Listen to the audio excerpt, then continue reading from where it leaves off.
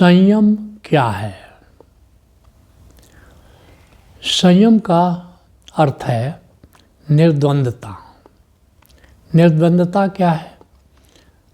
ये सृष्टि द्वंद्वात्मक है और हमारा मन दो द्वंद्वों के बीच में झूलता रहता है। जीत है तो हार है, सफलता है तो असफलता है, सुख है तो दुख है। तो इस तरह नाना प्रकार के द्वंद्व में हमारा मन चक्कर काटता रहता है। संयम साधो मतलब हुआ कि अब इन दो प्रकार के जो द्वंद्व है इनसे विचलित मत हो, इन दोनों प्रकार के द्वंद्वों के पार की ज़िंदगी जियो। तो संयम का अर्थ है निर्द्वंद्वता। उसी तरह संयम का अर्थ है अकंप। हमारी चेतना में कंपन होते रहते हैं, क्षोभ पैदा होते रहते हैं, तो जैसे समुद्र में लहरें उठती हैं। संयम का अर्थ है शांत रहो, कोई कंपन पैदा मत होने दो। कुछ भी हो जाए, दुख हो, सुख हो, सफलता हो, असफलता हो, हार हो, जीत हो, प्रशंसा हो, निंदा हो, तो किसी भी हालत में चेतना कंपे नहीं। अर्थात जैसे सागर की थोड़ी गहराई में जाओगे तो देखोगे वहाँ कोई लहरें नहीं है। तो उस स्थिति को प्राप्त हो जाओ जहाँ कोई कंपन नहीं होता। उसी तरह संयम का अर्थ है अडोल। जैसे मोमबत्ती की लौ है, थोड़ी सी हवा बहती है तो लौ कांपने लगती है। ऐसी हमारी चेतना थोड़ी सी विपरीत हवा बही की कंप जाती है। संयम का अर्थ है अकंप की स्थिति, अर्थात बाहर संसार की हवाएं बहेंगी लेकिन तुम उससे कंपो नहीं। संयम का अर्थ है ऐसे ही अडोल है कि डोलो, मन इधर उधर डोलता रहता है, मन चंचल होता है। तो मन को चंचल मत होने दो, मन को डोलने मत दो। उसी तरह संयम का अर्थ है सम्यकता, अर्थात दो अतियाँ हैं जीवन में। दो अतियों के बीच में अक्सर मन चुनता रहता है, कभी इस अति पर जाता है, कभी उस अति पर जाता है। लेकिन हमारा ऋषि कहता है अति सर्वत्र वर्जेत, अति पर जाना मना है। दो अतियों के बीच में मध्य में ज़रूर कोई न कोई मार्ग है, थोड़ा सा खोजोगे तो उसको पालोगे, तो सम्यकता। उसी तरह संयम का अर्थ है साक्षी। संयम का अर्थ है कि भीतर मुड़ जाना, बाहर से मर जाना। यम का अर्थ है मृत्यु। तो बाहर से मर जाना, भीतर के प्रति जाग जाना। भीतर किसके प्रति जाग जाना? आत्मा के प्रति जाग जाना, आत्मा से जुड़कर जीवन को जीना। और जब आत्मा से जुड़ करके जीवन को जियोगे तो एक विवेक पैदा होता है और तुम साक्षी की तरह जीते हो, अर्थात तुम बाहर के संसार की हवाओं से प्रभावित नहीं होते हो। तो संयम का एक अर्थ साक्षी है, आत्मा से जुड़ करके जीवन को जीना। और चूँकि आत्मा अकंप है, आत्मा निर्द्वंद है, तो आत्मा से जुड़ करके जब हम जीवन को जीते हैं तो निश्चित रूप से हम संयम में जीते हैं। ऐसा समझ लो जैसे तुम पतंग उड़ाते हो, तो एक तरीका है कटी पतंग की तरह जीवन को जीना, और एक चरखी से जुड़ करके जब पतंग उड़ती है तो बड़े संयम से वो पतंग उड़ती है, बड़ी व्यवस्था होती है उसके उड़ने में। लेकिन अगर मूल से कट जाए, चरखी से कट जाए, तो वो कटी पतंग कहीं भी गिर जाती है। तो संयम का अर्थ है आत्मा से जुड़ करके जीना। इसी तरह संयम का अर्थ है संतुलित जीवन जीना। जीवन में एक संतुलन हो, ऐसा नहीं हो गंगा गए गंगादास, यमुना गए यमुना दास, जैसा परिवेश हो वैसा हम ढल जाते हैं। नहीं, एक संतुलित जीवन, विपरीत परिस्थितियों में हताश नहीं होना है, विपरीत परिस्थितियों में धैर्य रखना है। तो संयम का एक यह भी अर्थ है।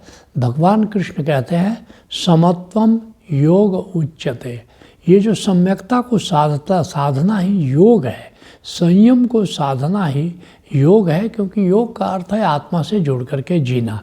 तो निश्चित रूप से जब हम सम्यकता को साधते हैं, समत्व को साधते हैं, तो संयम घटित होता है और आत्मा से जुड़ करके ज़िंदगी जिया जाता है। उसी तरह से भगवान महावीर ने संयम को बड़ी प्रतिष्ठा दी है। कहते हैं भगवान महावीर, धम्मो मंगल मुक्किठम, धर्म मंगलमय है। धम्मो मंगल मुक्किठम अहिंसा संयमो तवो। कैसा धर्म? जिस धर्म में 3 आयाम हो, अहिंसा हो, अर्थात मनसा वाचा कर्मणा किसी को चोट नहीं पहुँचाए, और संयम हो, सम्यकता हो, संतुलन हो, निर्द्वंदता हो, अकंप हो, अडोल हो, ऐसा धर्म, अहिंसा, संयमो तवो, और तप, कैसा तप? शरीर की शुद्धि हो, मन की शुद्धि हो, भाव की शुद्धि हो। तो संयम को बड़ी प्रमुखता दी है भगवान महावीर ने, और संयम को धर्म का एक आवश्यक अंग माना है। तो जो संयमित जीवन है, इसके 7 आयाम हैं। तो इन 7 आयामों में जीवन को जीने से संयम घटित होता है। तो ये 7 आयाम कौन कौन सा है? पहला आयाम है शारीरिक आयाम। शरीर पर ध्यान देना है, ऐसा नहीं कि शरीर को उपेक्षा कर देना है। तो शारीरिक आयाम में क्या आता है? जैसे सम्यक आहार, जैसे भोजन लो, ना अधिक भोजन करो न कम भोजन करो, पौष्टिक भोजन करो, सम्यक आहार लेना है। उस तरह सम्यक आवास होना चाहिए। तुम वहाँ रहो जहाँ पर एक सुंदर ढंग से रह सको। तो सुंदर आवास की क्या परिभाषा है? किसको आप कहेंगे कि सुंदर आवास है? इसलिए मुझसे लोग पूछते हैं कि हम घर कहाँ बनाएं, हम कहाँ पर रहें। तो मैं उनको यही सलाह देता हूँ कि जहाँ ये 6 पौ हो, वहाँ पर अपना निवास स्थान बनाओ। वो 6 पौ क्या है? पवन, अर्थात शुद्ध हवा की सुविधा हो। दूसरा क्या है? प्रकाश, अर्थात ऐसा नहीं बंद गली में, एक संकरी गली में बना लो कि जहाँ रोशनी ही नहीं आती है, तो प्रकाश की व्यवस्था हो। तीसरा प क्या है? वहाँ पानी की व्यवस्था हो, पेयजल की सुविधा हो, पर्याप्त पानी हो जिसे तुम स्नान करो, पीने के पानी की व्यवस्था हो। तो पानी की व्यवस्था होना चाहिए। और चौथा प क्या है? पथ, अर्थात वहाँ पर जाने का रास्ता सुंदर होना चाहिए, सड़क सुंदर होना चाहिए, जहाँ से कोई वाहन है तुम्हारे पास तो उस वाहन के साथ जा सको। और 5वां प क्या है? प्रकृति। प्रकृति हरियाली होनी चाहिए ताकि मन प्रसन्न रहे, मन में उमंग हो। और 6ठा प क्या है? पड़ोस, अच्छे पड़ोसी होने चाहिए, क्योंकि बार बार तुम पड़ोसी नहीं बदल सकते हो। तो ये 6 प की जहाँ सुविधा है उसको कह सकते हैं वो सम्यक आवास है। उसी तरह सम्यक व्यायाम करना चाहिए।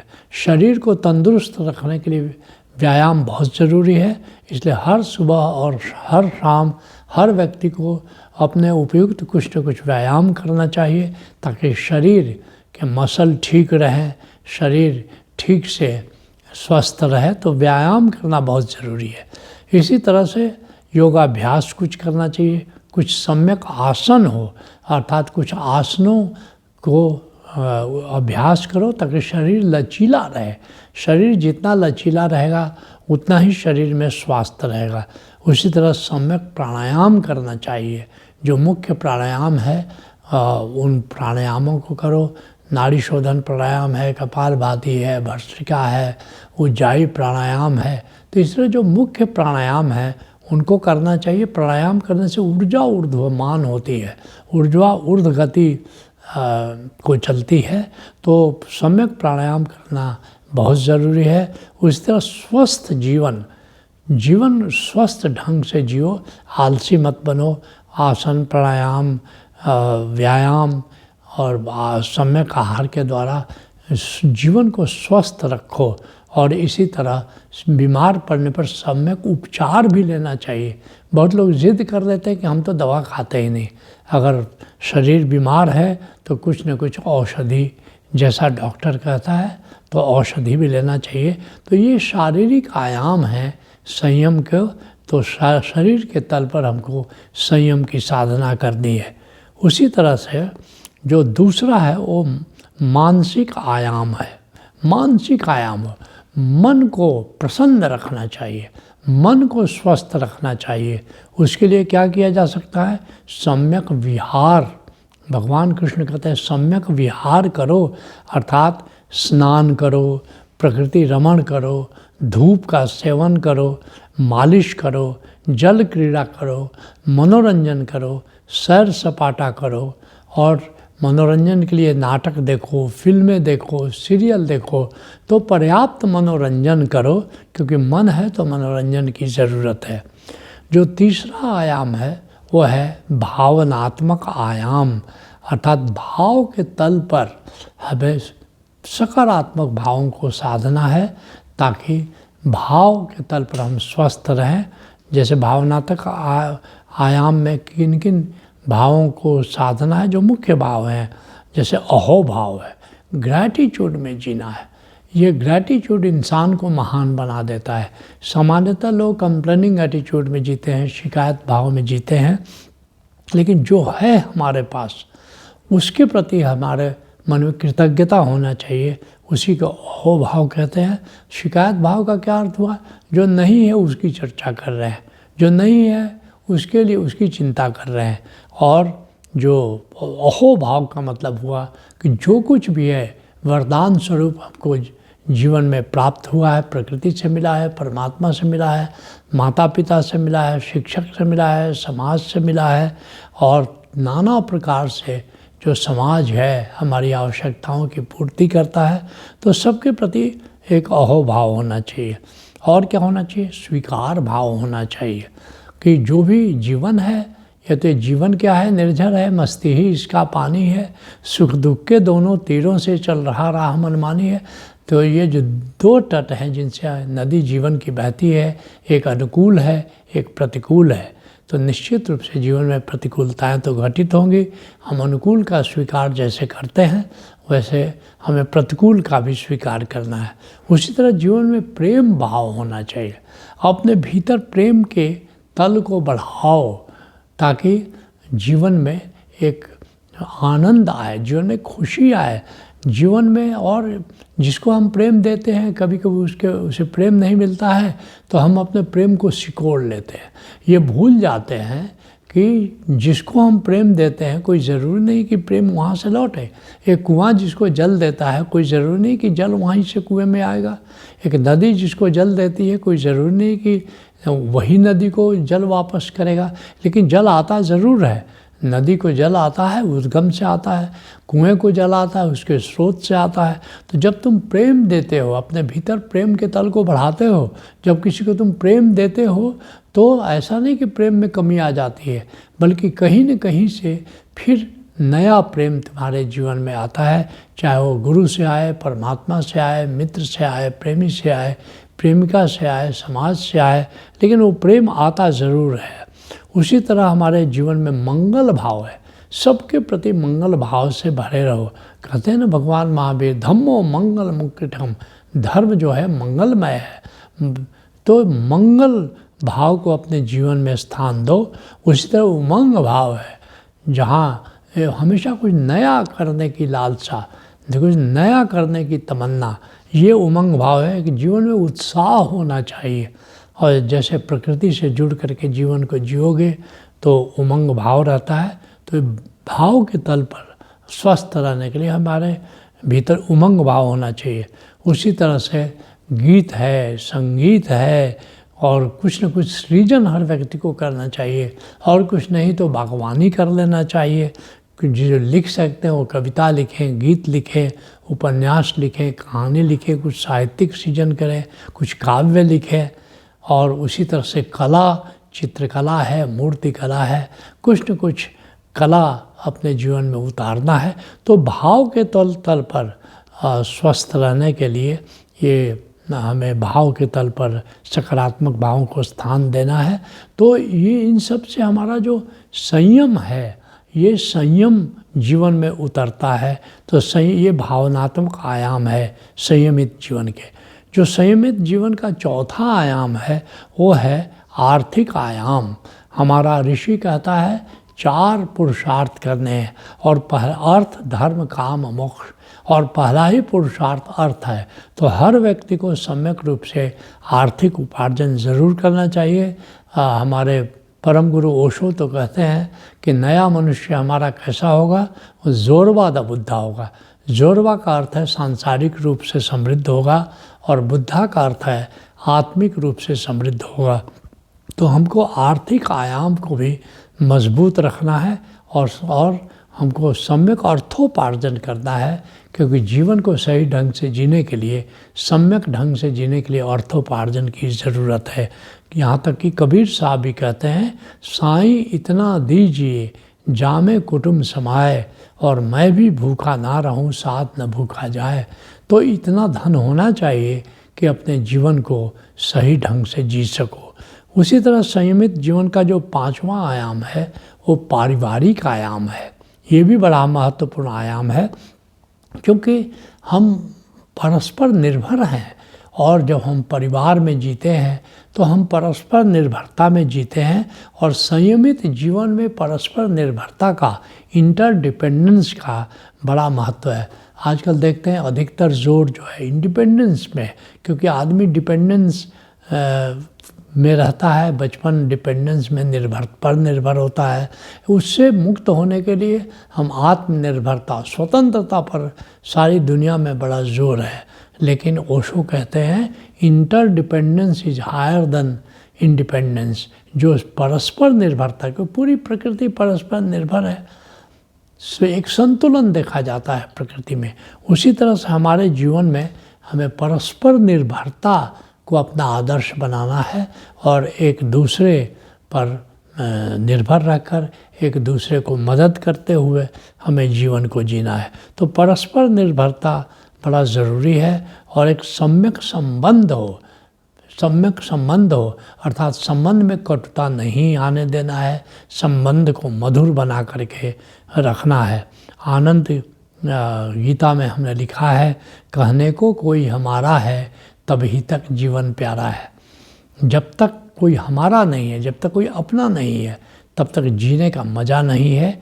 तो हमें अपने परिवार में भी सुखी जीवन जीना है, एक मधुर जीवन जीना है।